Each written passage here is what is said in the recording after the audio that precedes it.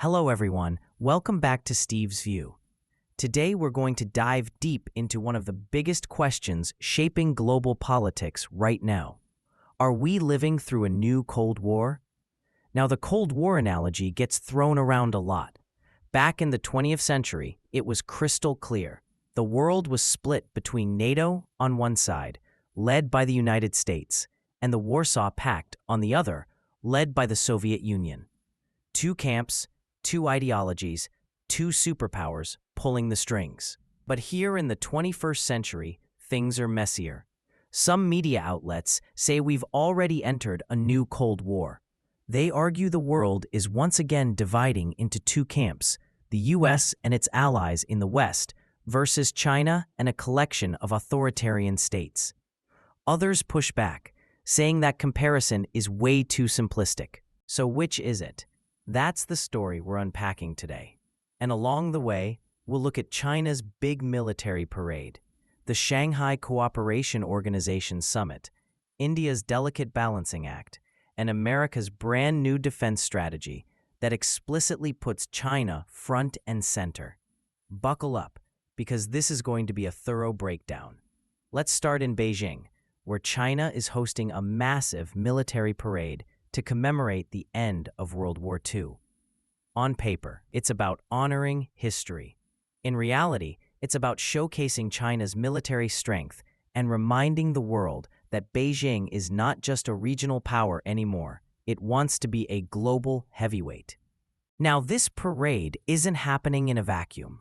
It's tied to another big event, the Shanghai Cooperation Organization Summit, held in Tianjin just days before the parade. The SCO was originally created to deal with regional security, things like counterterrorism after 9/11. But in practice, it's become an exclusive club led by China and Russia. The West is kept out, and that's by design. This year's summit drew not just the 10 official member states, but also observers and dialogue partners. Leaders from Russia, Iran, Turkey, and India all showed up. Around 20 heads of state in total. On paper, that sounds like China is pulling together a serious coalition. And then came the parade in Beijing. The Chinese government proudly announced that 26 foreign leaders attended, including Vladimir Putin, Kim Jong-un, and leaders from countries like Cambodia, Vietnam, Malaysia, Pakistan, Belarus, and Serbia. These are the faces Beijing wants the world to see standing beside Xi Jinping. Proof, they claim, that China is not isolated. But here's where things get interesting. Two very important guests at the SCO summit, Indian Prime Minister Narendra Modi and Turkish President Recep Tayyip Erdogan, did not attend the parade in Beijing, even though Tianjin is just a quick trip away. That's not a scheduling coincidence. That's diplomacy at work. It was a very deliberate signal that while they'll engage with China, they won't be seen as locking arms with Beijing against the United States. And if you look closer at the guest list, you'll notice something else. Not a single Western leader attended. Not one. Even countries that maintain strong economic ties with China stayed away. Yes, China got Putin and Kim Jong-un on stage.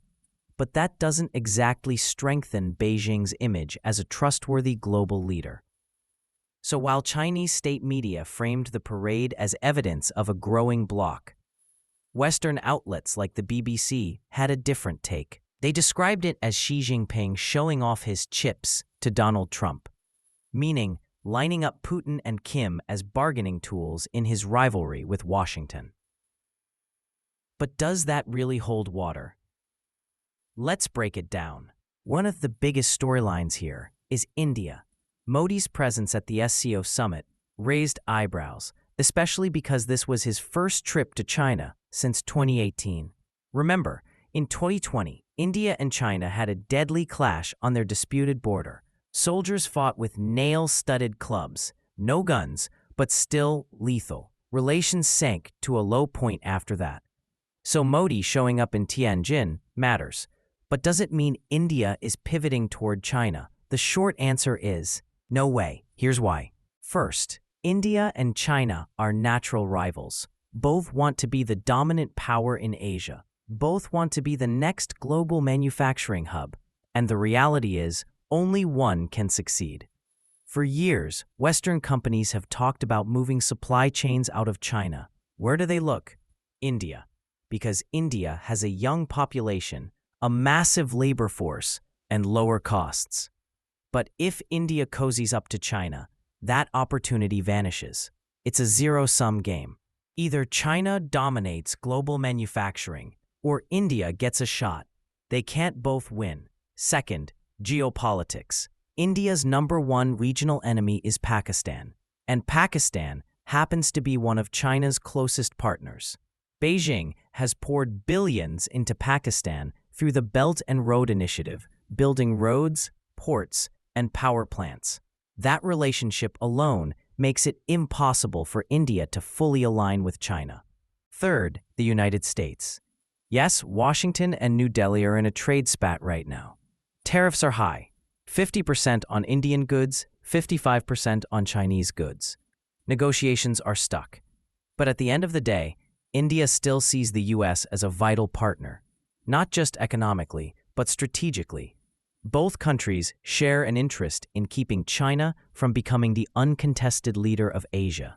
So when Modi skipped the Beijing parade, that was the clearest signal of all. He'll attend the summit, shake hands with Xi, maybe even have a short meeting.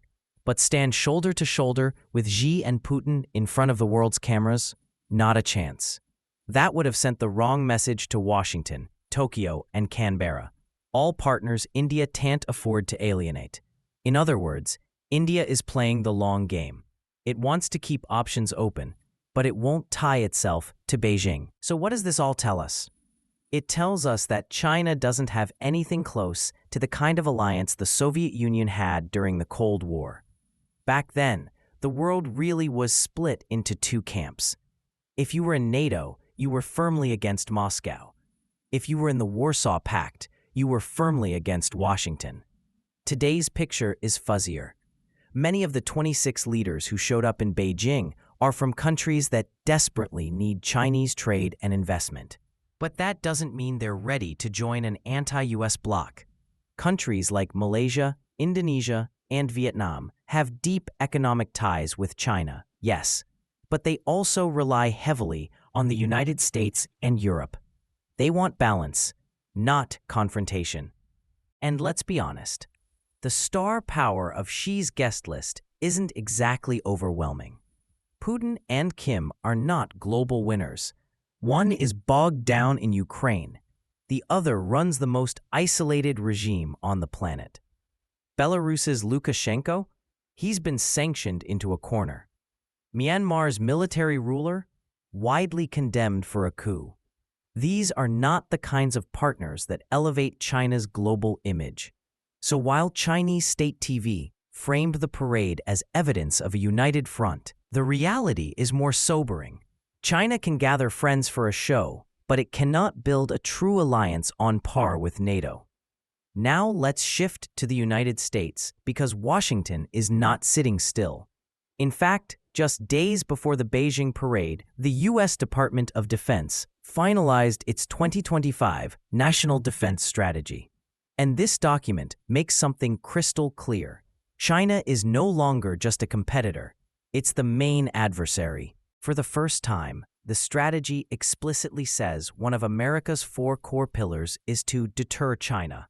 That language matters. It's not manage China. It's not compete with China. It's deter China. In plain English, the Pentagon sees Beijing as a direct threat, and the strategy singles out Taiwan as the most vulnerable, most strategic target of China's ambitions. This isn't subtle. It's a warning shot. The U.S. is doubling down on defending Taiwan. In fact, the plan goes further. Reports say the Pentagon will send a permanent military representative to Taiwan, someone whose job will be to coordinate directly on things like drones and defense technology. Think about how big that shift is. For decades, Beijing has said that any official U.S. military presence in Taiwan would be a red line, a trigger for war. But now Washington is openly taking that step. And it's not just about Taiwan. The strategy also lays out 4 big priorities. 1. Defend the U.S. homeland. 2. Deter China. 3. Strengthen alliances and share responsibilities. 4. Rebuild America's defense industrial base. Notice what's missing: Europe. Yes, Russia is mentioned, but the strategy makes clear the U.S. is scaling back its role in Europe and pushing NATO countries to take more responsibility for their own security. Why? Because Washington wants to free up resources for the Indo-Pacific. This is exactly the worldview of Senator J.D. Vance, now Vice President, and Elbridge Colby, the former Pentagon official who literally wrote the book on how to fight a war with China. Their fingerprints are all over this strategy. Vance has said repeatedly that Europe needs to handle Russia on its own. Colby has argued for years that Taiwan is the key battleground, and now those ideas are official U.S. policy. Think about the long-term implications. Trump is in his final term, but he's already signaling that Vance is the future of the Republican Party, maybe the presidential candidate in 2028. If Vance wins, this strategy could guide U.S. policy for 12 years. That's a generational shift. So let's step back. China wanted its parade to send the message: look, we're not isolated. We have partners. We're ready to counter America. But what did the world actually see? Yes, Xi stood with Putin and Kim, but that's a weak trio, not a strong alliance. Yes, 26 leaders attended, but many were small states dependent on Chinese aid, not major powers ready to fight America. And crucially, India and Turkey kept their distance. 2 countries that could have given China's bloc real weight decided not to play along. Meanwhile, the U.S. is sharpening its focus. It has NATO in Europe, the Quad in Asia, AUKUS in the Pacific, and now a new defense strategy that puts China directly in its crosshairs.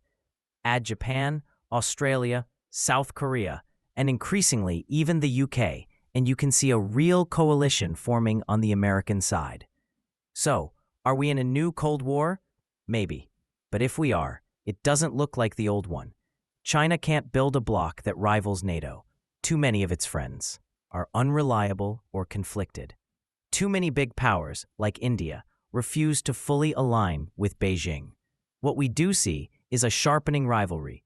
The U.S. and its allies are more openly preparing for confrontation with China, especially over Taiwan. And China is trying to show it isn't alone, even if its parade guests don't add up to a superpower coalition. Here's the bottom line. Beijing may want the world to believe it's leading a new anti-U.S. axis, but the evidence says otherwise.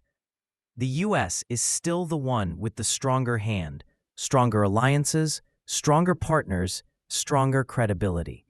That doesn't mean the road ahead will be easy. The Taiwan Strait remains the most dangerous flashpoint on the planet. The risk of a miscalculation is high, and as Washington shifts resources from Europe to Asia, tensions with Beijing will only rise. But if you're asking whether China can recreate a Cold War-style bloc to stand toe-to-toe with NATO, the answer, at least for now, is no. And that's the real story behind China's parade. Thanks for watching. If you found this analysis helpful, don't forget to hit the like button, subscribe, and share it with friends who want to understand what's really going on in global politics. I'll see you next time.